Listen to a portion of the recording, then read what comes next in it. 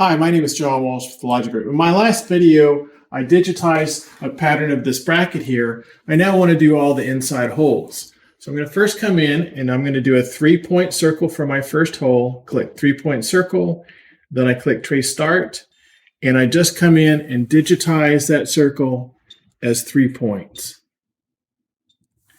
And then it will tell me what the diameter was, and then I can click continue, and it pops that circle in there. And I can do that for all of the circles. Let's do one more here. I'm going to come in here and digitize these 3 points.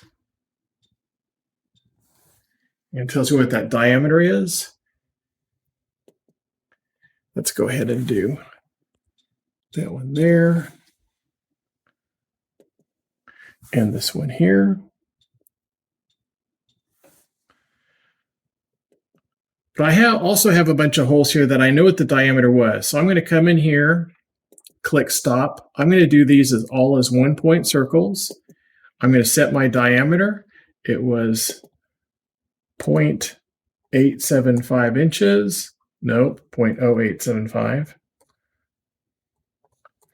And then click trace start. And then all I have to do is digitize each one of those points, and it will pop those circles right there in the bracket. So go all the way around.